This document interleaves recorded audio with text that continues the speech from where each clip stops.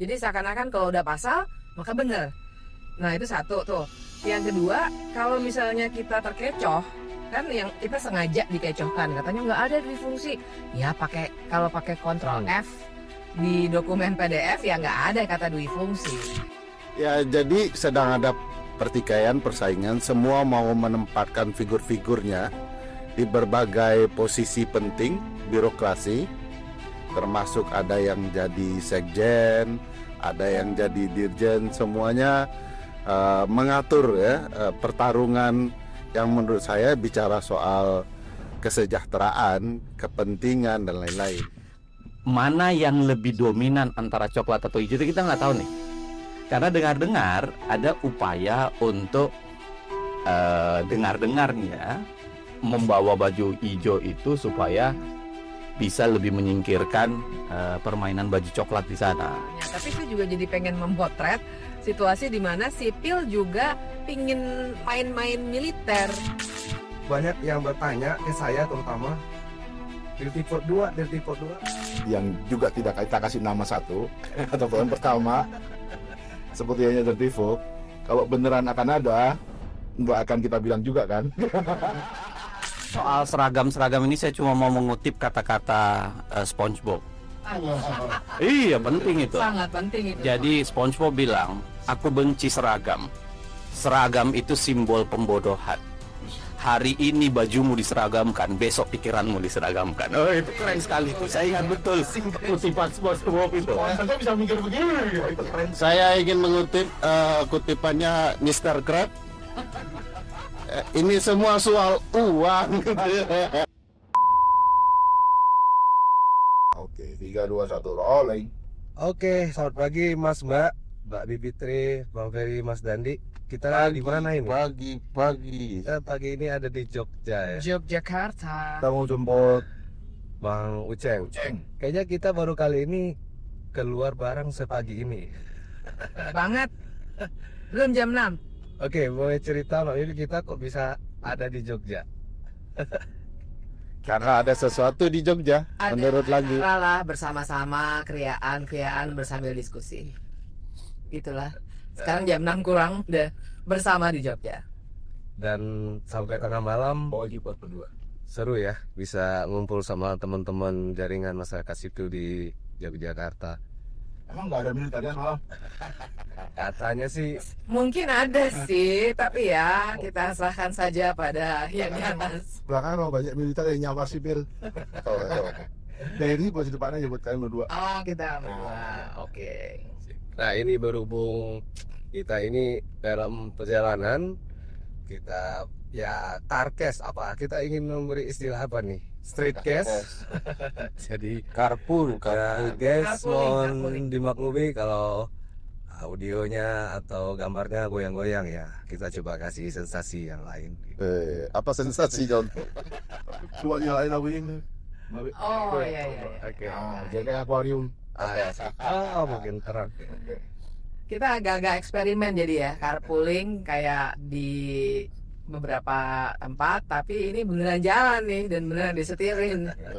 dan biasanya kan kita biasa ya ngelihat konten para konten kreator kan di dalam mobil kan kita coba juga dengan bahasan yang agak ringan tapi penting. Nah, Jadi lu produsen merangkap sopir John. angkat sopir dan harus diingat dari Jakarta sampai Jogja tidak ganti-ganti. Tenang. Heroik ya. Padahal bapaknya yang mau Sudah ditentukan ya. Tenang, kami kasih bintang 5 katanya dan terakhir. Nah, Mas Dadi semalam gimana melihat keseruan teman-teman masyarakat sipil di Jogja lewat acara semalam, Mas? Ya energinya khas Jogja ya. Vibes-nya juga khas Jogja. Tetap keras tapi asik gitu, santai dan kreatif gitu teman-teman Jogja. 11-12 dengan teman-teman Bandung lah, sama-sama keren. Cuma belakangan memang dua kota ini malah seru gitu. Setelah sekian lama agak ayam-ayam dikit. Tapi ya sejak reformasi di korupsi ya, Mbak Bib ya. Sejak reformasi Ya, korupsi. 2019 ya, Jogja dan Bandung menjadi sumber energi dan justru mengawal Jakarta. Jadi kalau Jakarta yang adem, dua kota ini ikut manasin. Belakangan juga Surabaya yang sempat disindir-sindir kelamaan tidur, kota pejuang, kota pahlawan yang kelamaan tidur, ternyata Surabaya bangunnya juga cepat gitu ya kemarin. Dan Semarang jangan lupa. Semarang betul. Jadi ini kota-kota di Jawa, teman-teman di Semarang, di Bandung, di Surabaya, di Jogja, ya akan makin seru kayaknya. Kalau ditanya kenapa dianggap bangun, dijawab nggak? Adanya Ada peristiwa apa di Ada Surabaya? peristiwa apa? Oh, pancing gitu.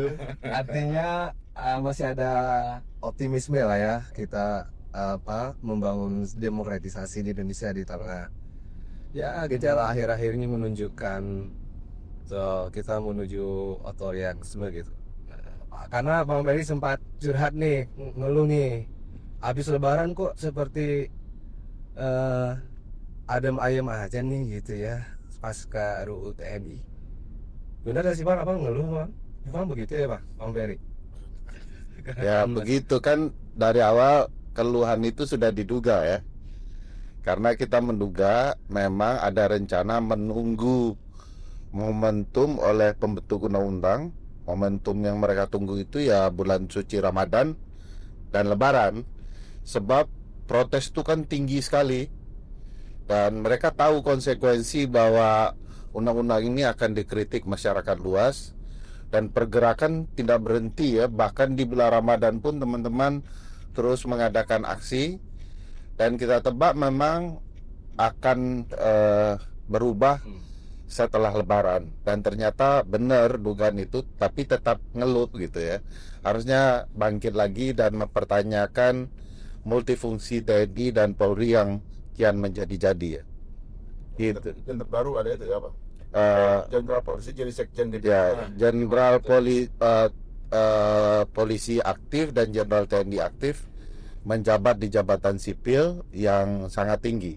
Satu Sekjen DPD, satu lagi Dirjen Bea Cukai. Setelah yang Bulog itu akhirnya mundur atau pensiun atau gimana tuh? Dipindahkan sebagai TA-nya Panglima TNI, tapi ditugaskan di Bulog. Artinya masih tentara aktif. Masih.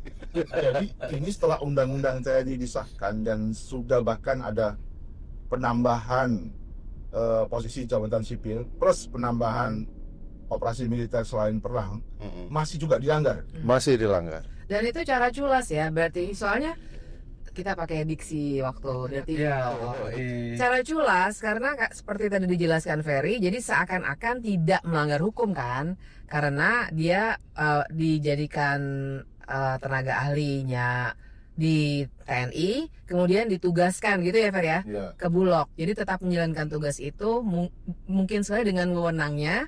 Tapi kalau tanya legal nggak? Iya legal sih gitu. Kesannya legal. Kayak gitu ya. No, Kesannya poin-poinnya legal. dia masih militer aktif. Nah. That's the point. Mau jadi TA-nya Panglima TNI, TA-nya Kopral atau siapapun. Yeah. Poin is dia masih Yeah. militer aktif. Kalau ditarik ke konstitusi pasti salah dia sudah. Iya, iya. Kalau Tapi di- akan bilang ya. nggak ada masalah. Ya orang akan ya yang membela TNI pasti pakai alasan-alasan berbagai cara ya. Nah, ini bahkan menurut saya masih lebih kasar dibandingkan TNI. TNI itu political engineering-nya masih masuk lah ya. Tiba-tiba sekap disipilkan gitu. Ya, dirapikan dalam tanda kutip ya. Tapi sama anehnya juga dengan karena letkol ya sekarang. Letkol TNI itu kan sudah salah dari awal ketika kabinet disusun dia sudah melanggar undang-undang TNI. Iya. Beberapa bulan kemudian dikeluarkan perpres khusus ya bahwa sekretaris kabinet itu berada di bawah Sesmilpres, Sekretaris Militer Presiden. Iya. Jadi akhirnya gambaran sebagai koordinator kabinet, maka kabinet berada di bawah Seskap, Seskap berada di bawah Sesmilpres. Artinya seluruh paket kabinet itu ada di bawah perintah Sesmil. Baru kemudian undang-undang diubah. Seskap dapat dijabat oleh prajurit aktif. Seluruh perangkat Seskap sipil di bawah Sesmil militer. Yes. Udah Myanmar 2.0. Karena Seskap kan mengendalikan, mengkontrol lah kabinet kan. Dan itu juga dipaksakan. Menurutku jauh lebih aneh juga wah. Merancang begitu, ketahuan, dibuat perpres khususnya, lalu kemudian dibuat undang-undang khusus hanya agar satu orang bisa tetap menjabat gitu. Nah, aku mau nanya Mbak Bibit, itu yang mau bea cukai ini Mbak, itu kan coba deh jelasin deh, itu sebenarnya masuk juga nggak sih jabatan yang boleh bisa diisi di dalam RUU yang baru disah ya, undang-undang baru disah. Karena kita ingat kan dulu banyak juga yang tidak ada di undang-undang, tapi sudah diisi jabatannya baru, kemudian RUU hanya mengesahkan saja. Ini dikira nanti polanya akan sama nggak sih, diisi dulu gitu, baru nanti ditambahin lagi gitu jabatan-jabatan. Itu gimana menurut? Iya, kalau Kementerian Keuangan jelas tidak termasuk yang pasal 47 itu, maupun yang pasal 7 itu yang operasi militer selain perang. Tapi kalau yang untuk jabatan-jabatan yang tidak perlu mundur dulu, yang mana sebenarnya salah ya.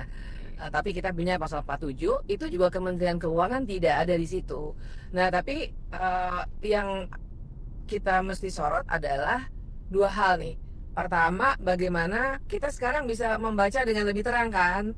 Dan ini polanya bahwa undang-undang itu dibuat justru untuk melegalkan, dalam tanda kutip ya, dibuat seakan-akan legal tindakan-tindakan yang sebenarnya salah.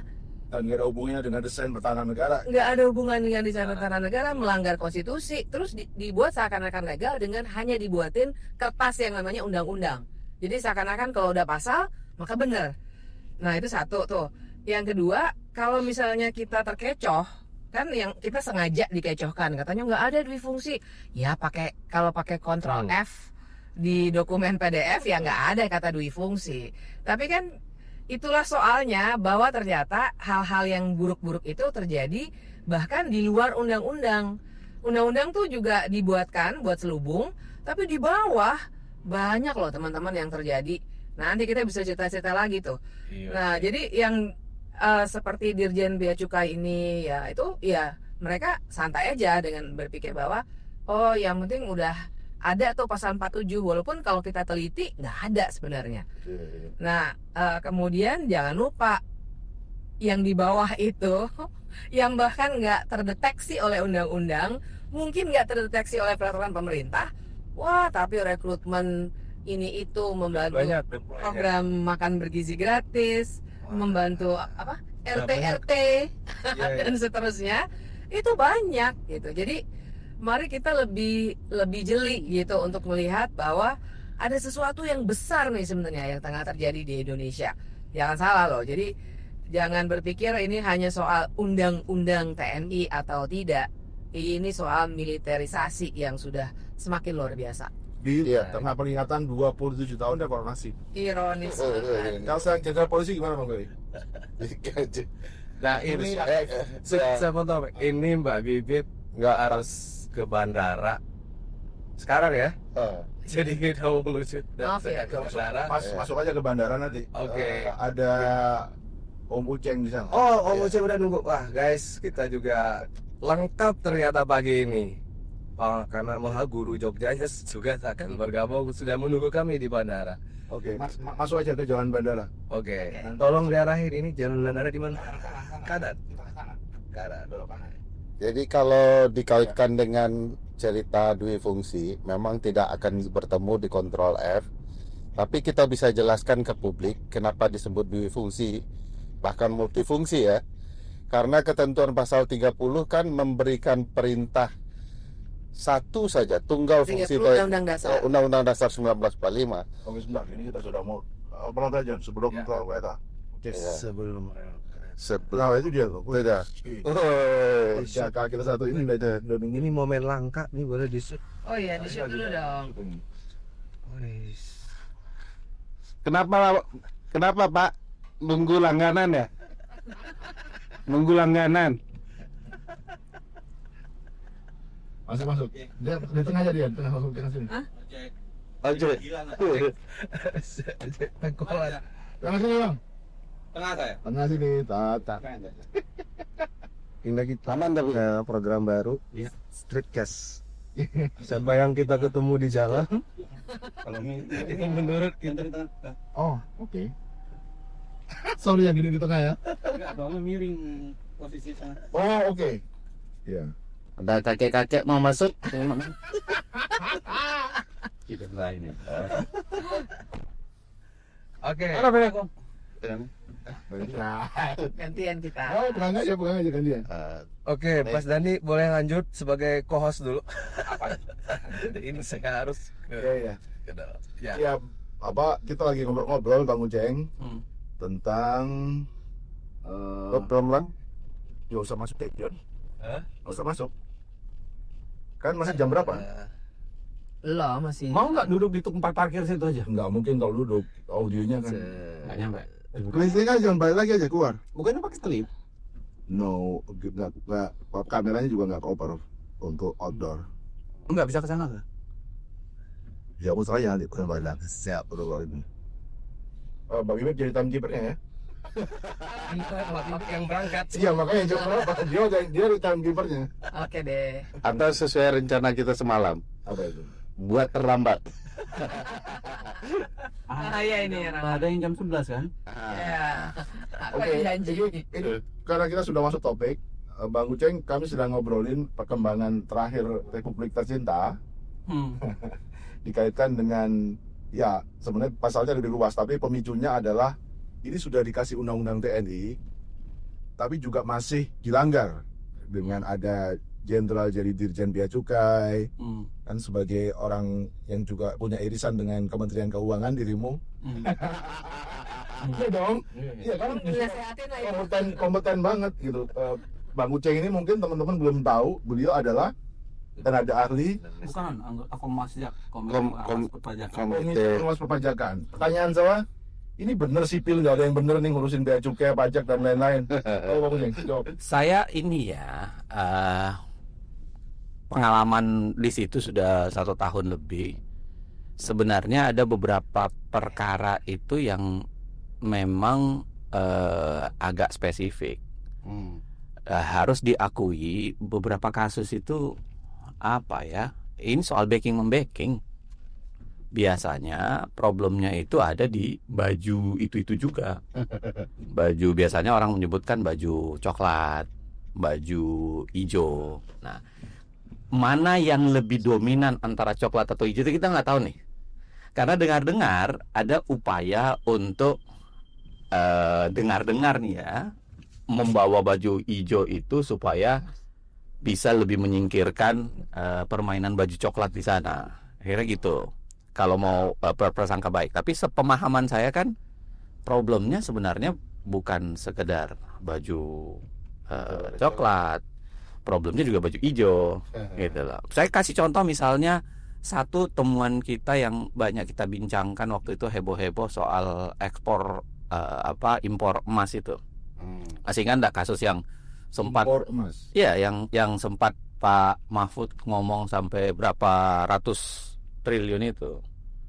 Nah, begitu kita pelajari, ternyata Pelakunya? penambang emas tidak berizin itu jumlahnya jauh lebih besar daripada penambang emas berizin yang legal. Nah, dan kalau dilacak-lacak sebenarnya backing di belakangnya ini ya itu juga kedua baju itu, kedua warna itu sebenarnya yang jadi backingnya. Nah, dan akhirnya mentok kan. Saya sempat bilang ke beberapa, termasuk ke Pak Mahfud, Pak, daripada heboh pada soal bea cukainya, ya, yang itu barangkali pendapatan negara hanya berapa persen dari impor emas itu, kenapa tidak ditangani di hulunya? Hulunya itu adalah penambangan emas tidak berizin, yang di situ gila-gilaan tuh. Saya punya datanya, kalau nanti teman-teman mau saya share gitu, berapa jumlahnya, lalu kemudian di mana tempatnya, dan itu kementerian itu tahu, itu Kementerian Pertambangan, SDM itu tahu. John kira John. Keluar aja. Tahu kondisi itu. Oke. Nah, tapi tidak sederhana untuk menyelesaikannya, karena itu tadi ada baju-baju itu di belakangnya.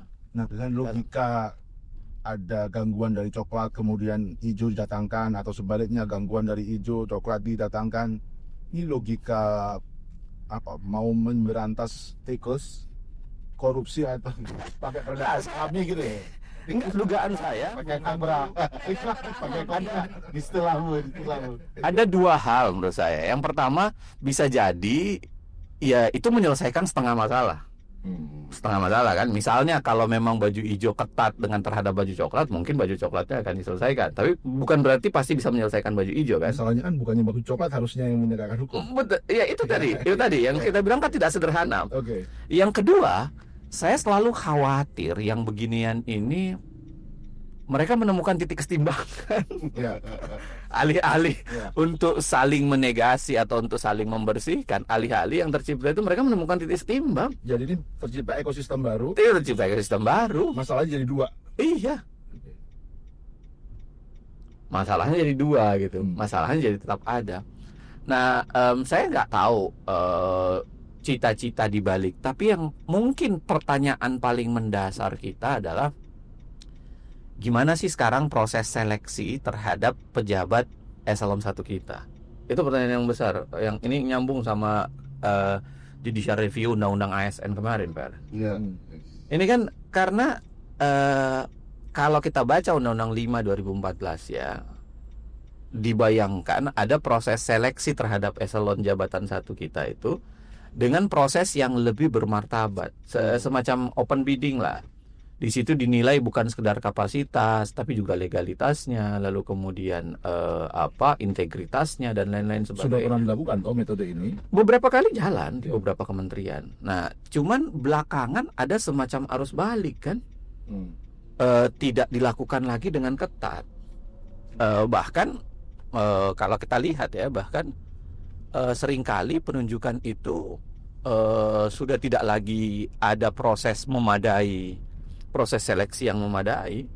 Biasanya langsung aja main tunjuk, main titip, dan itu dari zaman Jokowi belakangan sudah begitu. Ini dalam kasus kemarin bahkan calonnya dipanggil presiden langsung. Nah, saya nggak tahu, makanya saya bingung. Memang pemutus akhir itu presiden kalau dalam konteks itu, karena kan dia pakai apa istilahnya tim apa gitu, tim pemutus terakhir presiden. Tapi tetap saja menurut saya harusnya ada proses seleksi yang memadai. Proses seleksi itu memadai misalnya apa? Bicara soal legalitasnya. Benar nggak sih dia tidak melanggar undang-undang TNI misalnya ketika dibawa ke sana? Kan itu penting. Bukan hanya sekedar soal bicara orang, kapasitas, tujuan yang dipikirkan oleh presiden dengan membawa itu, tapi juga harusnya dia hadir dengan ini legal apa enggak sih? Secara aturan. Apa sebenarnya yang terjadi? Pokoknya semua ditabrak-tabrakin aja. Yang terjadi memang upaya menguasai. Balik kami. Oh iya. Oke, menurut saya yang terjadi itu memang upaya menguasai keseluruhan birokrasi dan juga bahkan beberapa lapisan masyarakat dengan aparatur pertahanan dan keamanan. Saya kira kita nggak bisa melepaskan hanya yang hijau atau yang hanya yang coklat. Tapi ini kalau dikatakan tadi Mas Uceng bilang ekosistem baru, yang repot adalah yang di tengah-tengah itu pelanduknya, karena dua gajah ini sedang berkompetisi. Pelanduknya itu kita berebut makanan, kitanya di tengah-tengah mati gitu kalau dalam peribahasa. Nah, saya ada yang menarik sih dari catatannya 5D itu ada artikelnya. Jadi ini juga bisa diakses kalau mau di Project Multatuli soal yang namanya autogolpe, tulisannya gitu ya.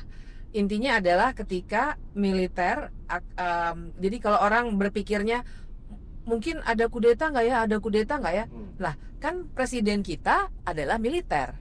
Jadi yang terjadi kalau isi autogolpe itu sebenarnya mengkudeta diri sendiri, dalam arti menggunakan kekuatannya sendiri untuk menguasai keseluruhan negara. Nah, kelihatannya memang tentu saja Blimade nulis dengan banyak sekali data yang nanti kepanjangan kalau saya bacain satu-satu. Tapi semua yang dari tadi kita bicarakan itu menggambarkan situasi itu.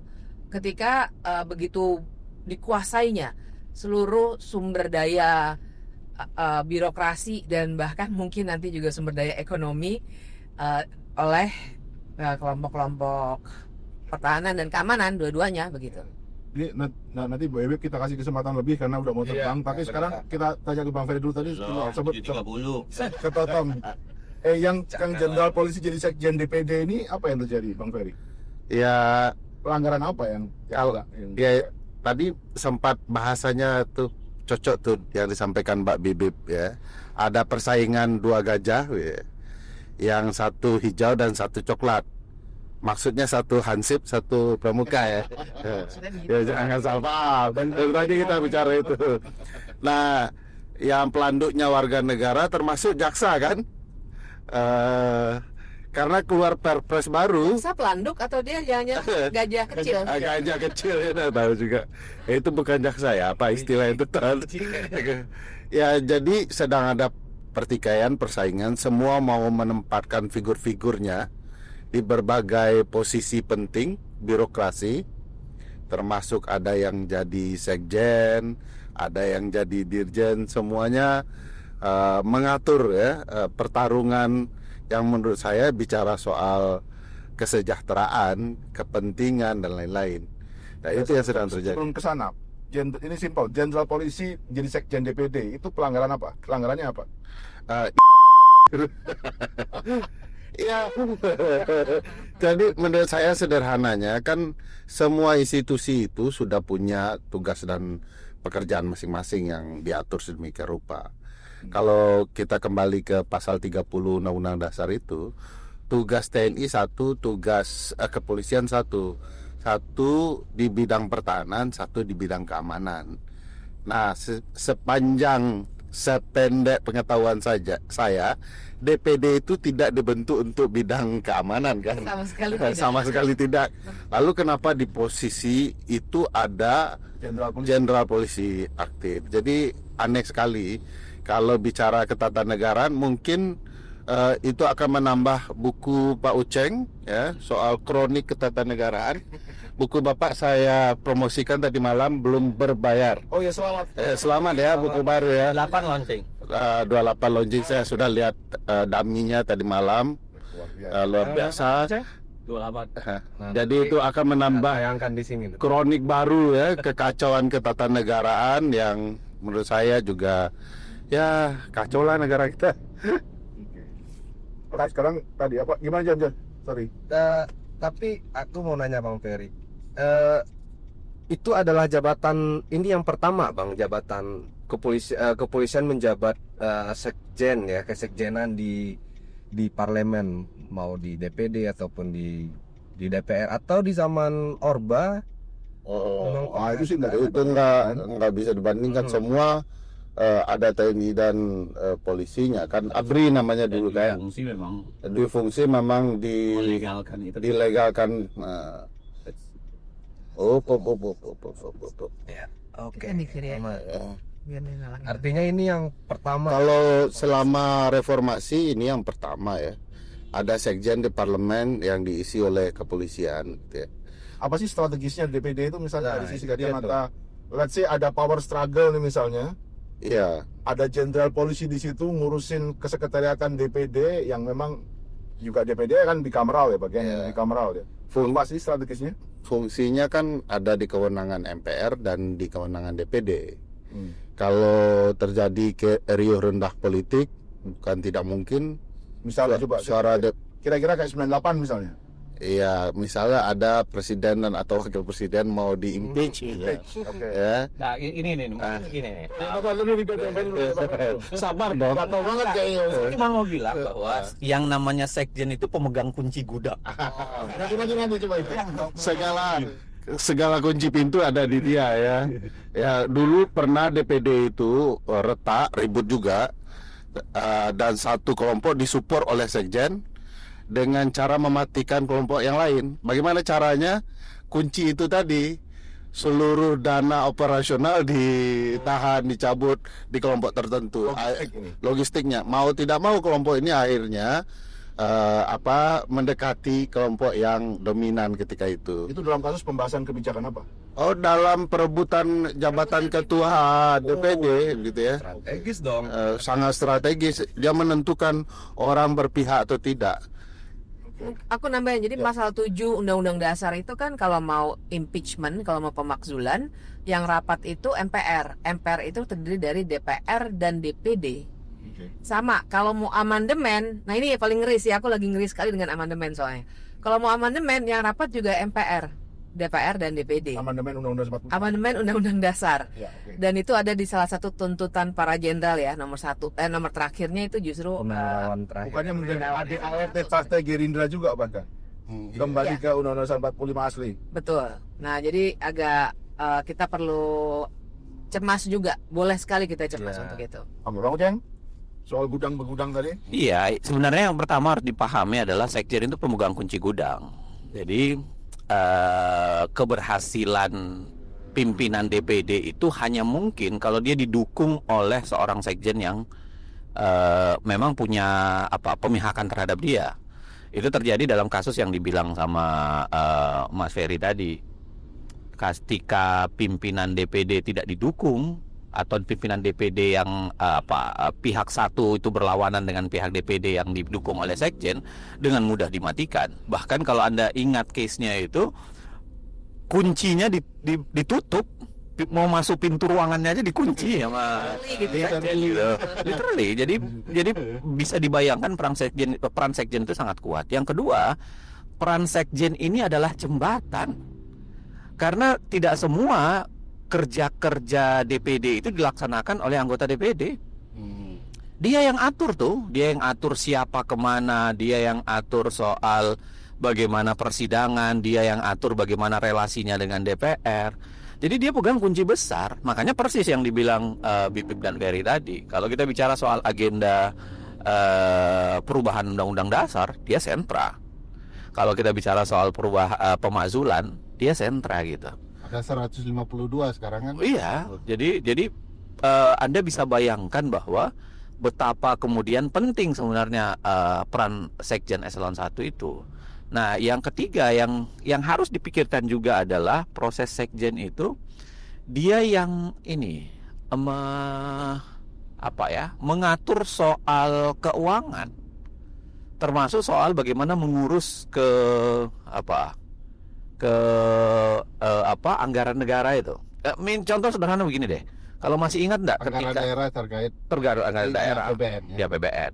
Jadi contoh sederhana begini, kalau Anda masih ingat kasus ketika kita heboh-heboh melakukan efisiensi. Misalnya efisiensi terhadap MK, efisiensi terhadap ini. Nah, sekjen itulah biasanya yang melakukan lobby-lobby kan?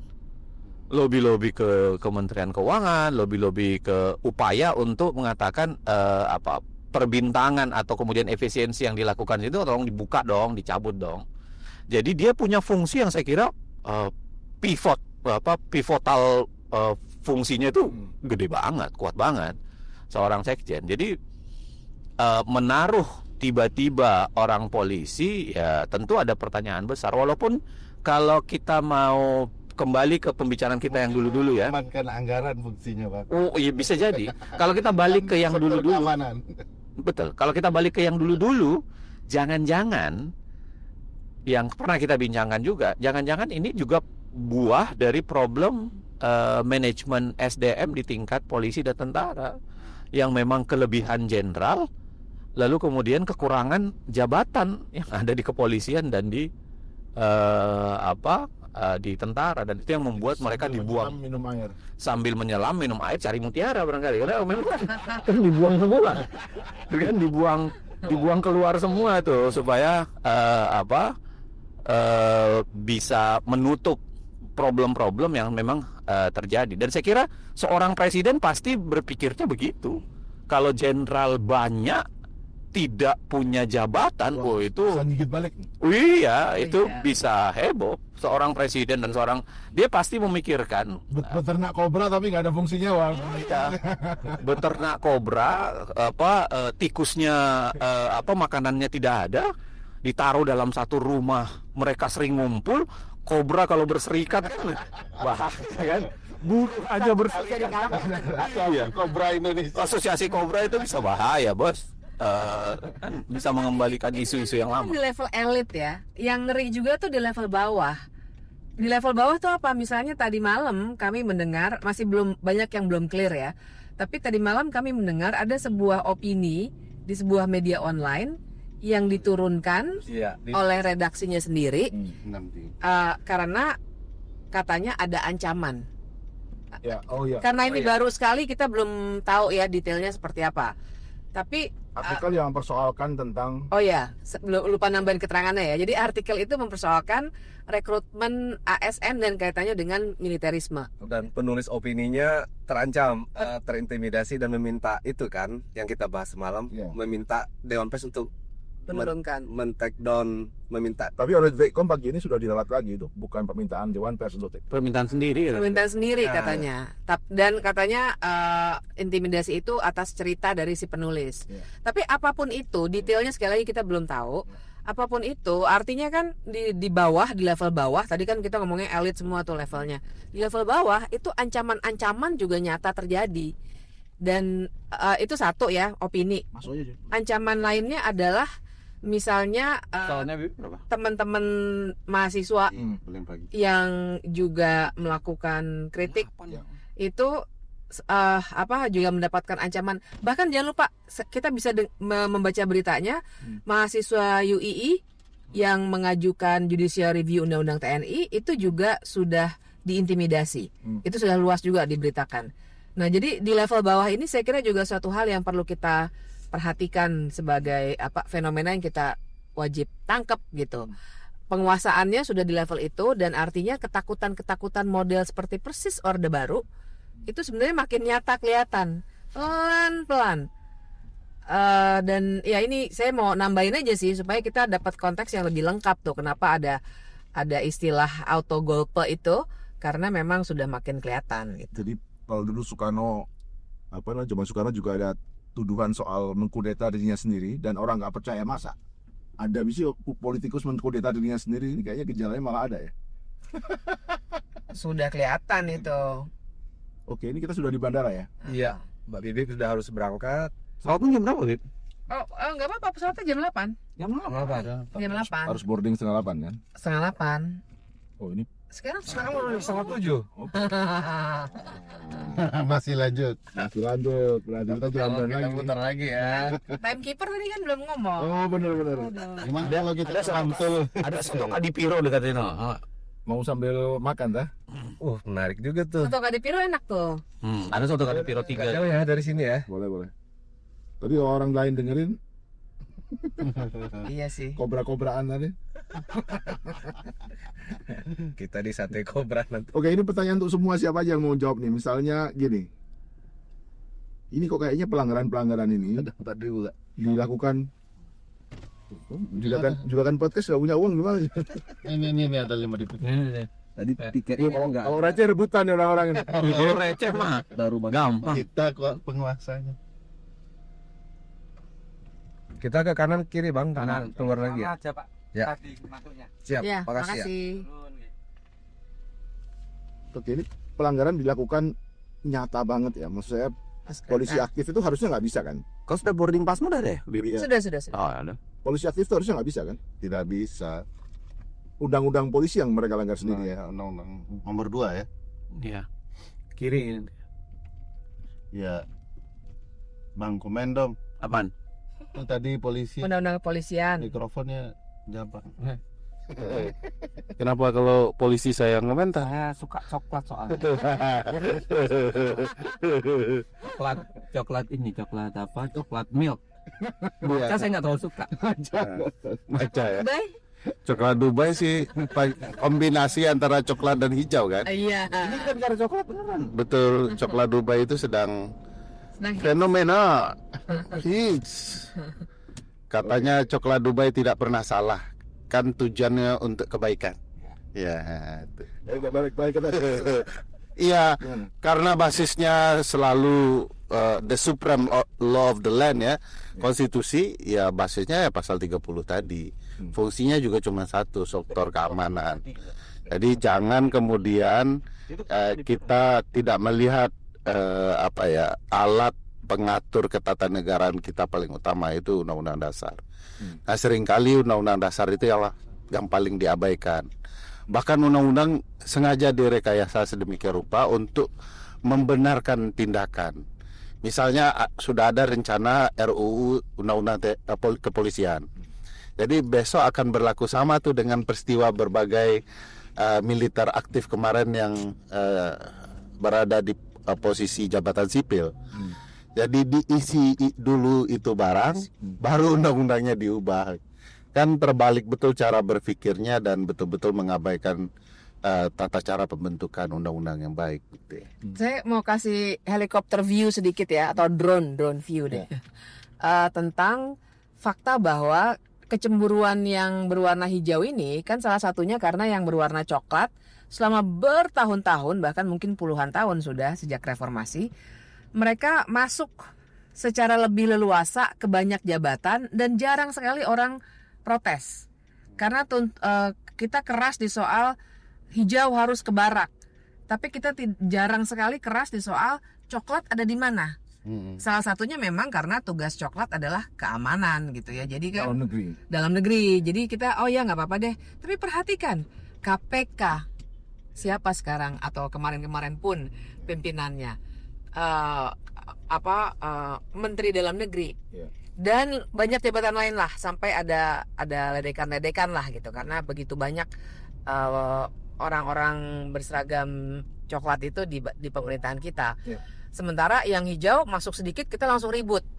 Sehingga ada tuduhan-tuduhan, wah gimana sih masyarakat sipil kok lebih memihak yang coklat tapi tidak memihak yang hijau nih.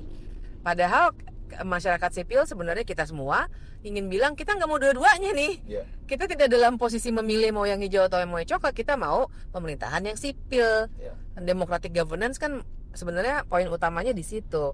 Nggak ada orang-orang bersenjata.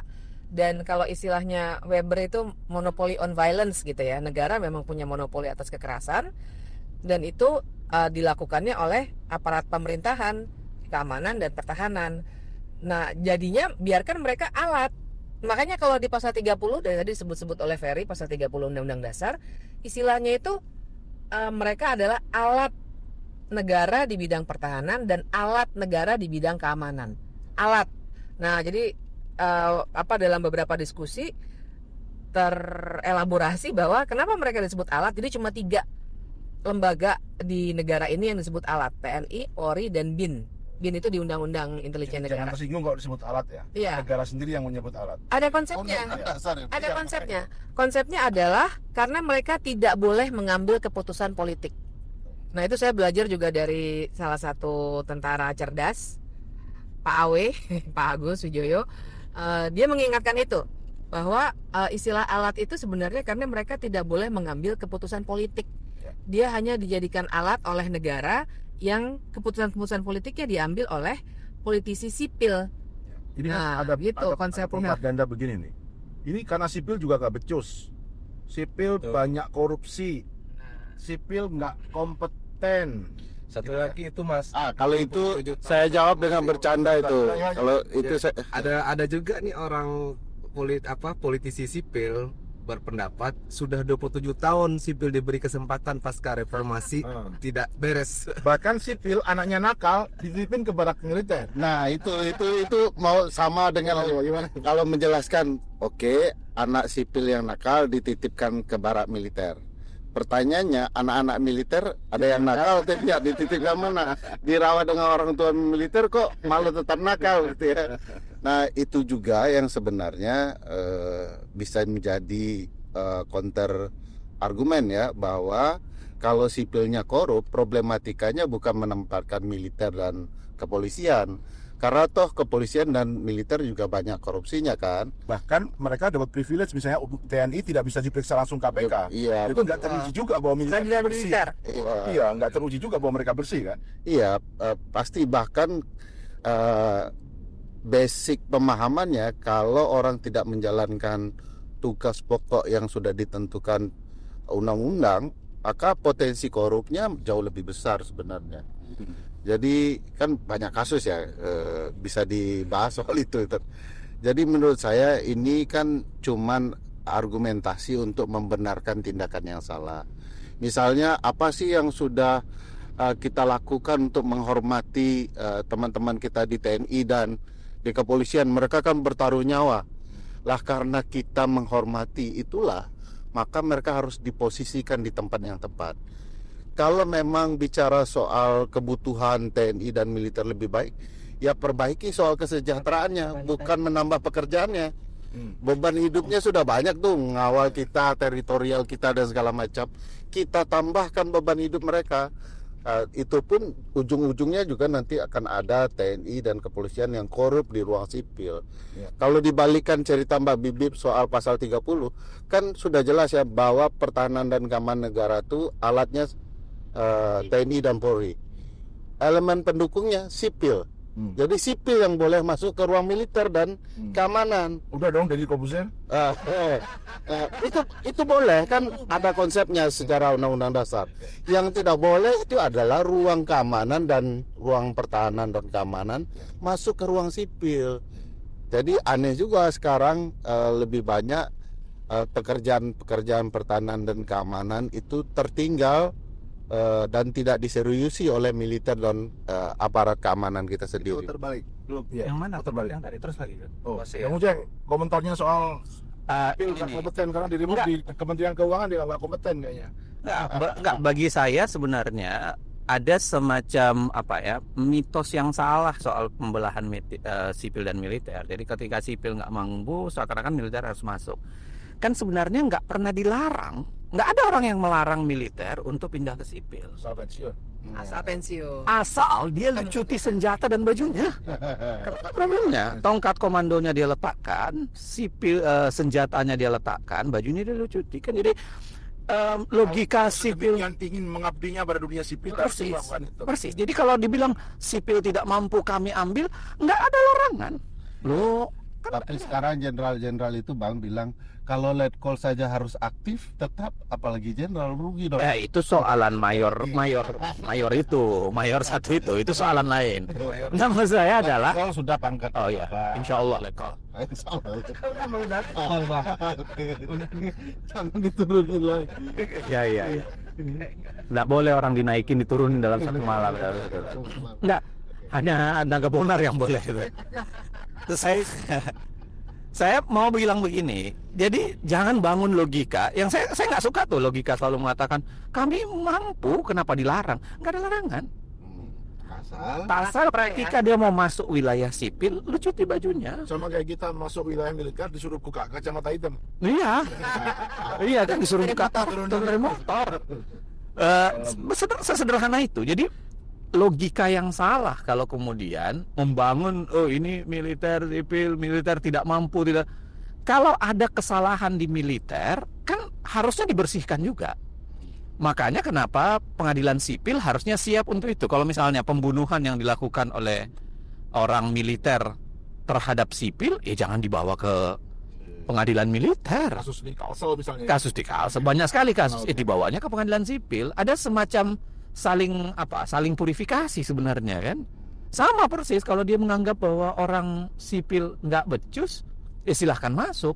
Pertanyaannya mungkin yang paling baik emang militer sudah becus. Kan enggak juga kan sebenarnya kasus di mana tuh misalnya kasus korupsi yang terjadi di BN Basarnas. Ya kan? Kasus pembelian apa yang kemudian masih alutsista dan sebagainya kan berat juga. Jadi kalau nggak bisa langsung dikatakan sipil punya kasus korupsi maka gue bisa masuk ke sana. Karena sama. Nah, jadi itu yang harus nggak kompeten tapi ngurus amunisi juga nggak bisa. Sama. Jadi maksud saya itu adalah penyakit kolektif, penyakit mau sipil mau militer sama penyakitnya kita ini. Tapi ada satu hal ya di level formalnya. Tapi saya juga jadi pengen memotret situasi di mana sipil juga pingin main-main militer. Maksud saya apa ya? Barangkali itu adalah residu Orde Baru atau residu sejarah kita gitu. Oh, bukan residu dong, dia aktor Orde Baru. Oh iya, dia sekarang masih aktor aktif ya. Tadi saya pola pikir itu loh. Jadi ada beberapa partai ormas yang pakai seragam, latihan baris berbaris, bahkan beberapa partai itu dengan sukarela ikut pelatihan-pelatihan bela negara dengan tentara. Belum lagi kita membicarakan ada yang saya dengar ya John yang cerita John ya mau kumpulin ada wacana wali kota Jambi gitu, saya nggak tahu udah terlaksana atau belum, itu mau melaksanakan pemilihan RT serentak dilanjutkan dengan retweet putar balik ke RT gitu sekota Jambi ini kan gimana itu? Retweetnya di fasilitas militer.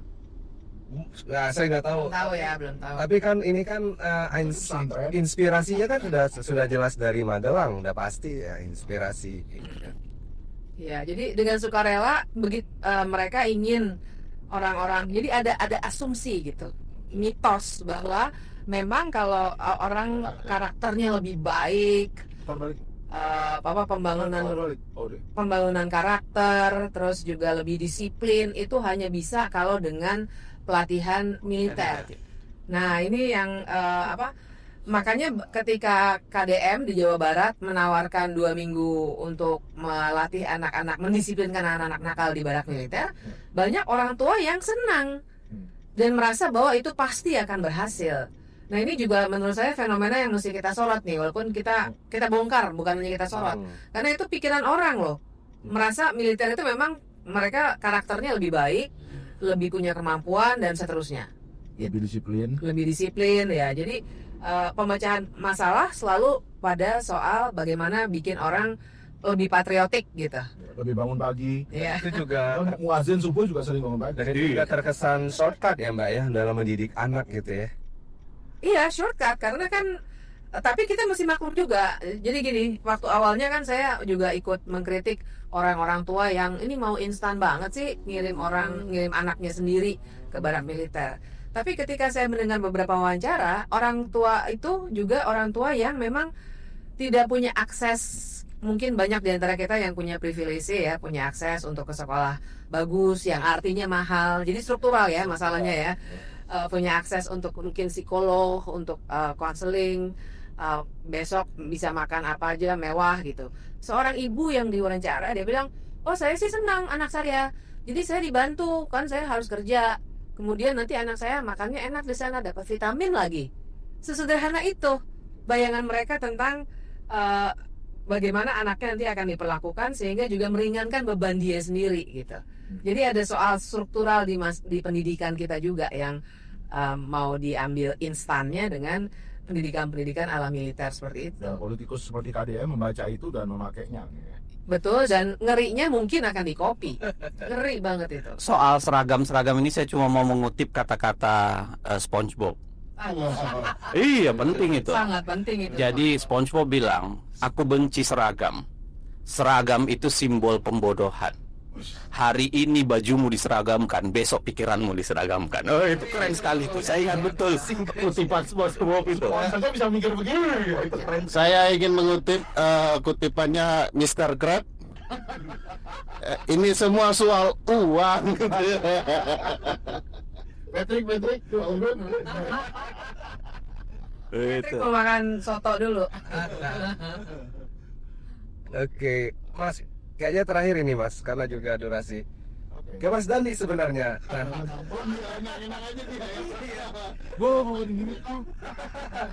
Oke, dengan situasi yang kita lihat demokratisasi kita ini makin jauh ya, mulai merosot. Banyak yang bertanya ke saya terutama Dirtipot 2. Nah, saya nggak punya kewenangan yang cukup untuk apa rencana kita untuk mengedukasi publik kembali Mas, untuk membawa engage lagi agenda-agenda civil society. Pertama, seperti halnya Dirty Vote yang juga tidak kita kasih nama satu atau poin pertama, seperti halnya Dirty Vote, kalau beneran akan ada, nggak akan kita bilang juga kan. Tapi ya intinya kami yang penting ya tadi kalau lagi kumpul-kumpul begini kita mau saling sharing, saling update, saling ngecas baterai supaya nggak ngerasa sendirian. Dan kalau hasil atau forum cas-casan itu juga cuma untuk kita atau tonton-tonton sendiri kayaknya juga nggak enak. Jadi makanya kita rekam. Itu sih John kira-kira idenya dan mudah-mudahan teman-teman support usaha-usaha seperti ini. Nggak nggak glamor sewa studio kayak Dirty Food, malah di mobil gini kan. Kalau ada kesempatan colong-colongan lagi pada diundang bareng, kita samperin Bang Uceng gitu kan, yang katanya baru beli apa keraton di mana. Limis kelihatan. Jadi kita manfaatkan waktu-waktu seperti ini untuk produksi konten, ya mudah-mudahan kontennya bermanfaat. Tapi ya tadi nggak janji dengan film lain atau apapun gitu ya. Tapi kalaupun iya juga tadi nggak perlu kita omongin. Tahu-tahu ada aja, tahu-tahu nonton. Tapi intinya ya tadi kita memanfaatkan momen seperti ini untuk ya ngobrol dan tadi supaya sebenarnya simpelnya tadi supaya kita nggak ngerasa sendirian aja. Pak Wibi frustasi, Ujang frustasi, Bang Ferry, yang bahagia, ya? Saya ada optimis. Saya sih optimis kembali yang baru. Itu Jon. Saya mau jawab soal Dirty Food 2 aja. Silakan Bang. Dirty Food 2 Saya minta Ferry semangat dari sutradaranya. Dirty Food 2 sudah ada, cuman nggak jadi ditayangkan karena Bang Uceng sedang sakit pinggang ya. Dan sakit karena olahraga. Ya maklum lah, orang usia sudah 80 begitu. Ya begitu ya Bang ya. Jauh lah. Samikna wa asoina. Saya dengarkan dan saya tolak. Kalau saya sih yang paling penting kan produksi gagasan ya. Kan soal apakah harus Bukan jadi bentuknya gitu iya, bentuknya bisa beragam. Ferry Harta dengan podcast ini, lalu kemudian Mbak Bibi main di iya memang yang saya tunggu itu joget-jogetnya Ferry karena agak mirip menurut saya. Agak mirip siapa? Itu. Sebut tidak dengan siapa. Tahu, saya cuma bilang agak mirip. Agak mirip. Kita udah. Senang saya ngelihatnya. Jadi kita berharap lah Ferry mau main di TikTok dan joget-joget kayaknya agak lumayan tuh. Closing statement. Closing statement Iya. kali ini kita udah sampai di tempat soto dan Closing statement tentang semuanya. Bukan tentang Dirty Food kan. Enggak ya. Tadi udah cukup tuh tadi tuh soal Dirty Food-nya. Closing statement-nya ya kita memang kebetulan nih kita kumpul-kumpul juga gara-gara bulan Mei reformasi gitu ya. Dan semuanya ini sudah makin menguatkan pandangan bahwa sebenarnya banyak hal yang banyak PR yang masih belum selesai, jauh dari selesai. Nah, sebenarnya jadi salah satu cara ke depannya buat kita terus-menerus maraton, kita mesti saling ngingetin deh, kita tuh maraton bukan sprint. Jadi kalau ada rasa frustasi sedikit-sedikit, ya itu wajar, natural, tapi sebentar aja. Habis itu lari lagi gitu. Nah, cara untuk berlari semangat adalah kita sharing kayak gini. oke. Gitu. Sip. Thank you Mbak Bibi, semuanya Bang Ferry, Mas Dandi. Kita sudah ditunggu di soto. Dan terima kasih teman-teman masyarakat sipil semua yang sudah menyimak podcast ini. Salam demokrasi.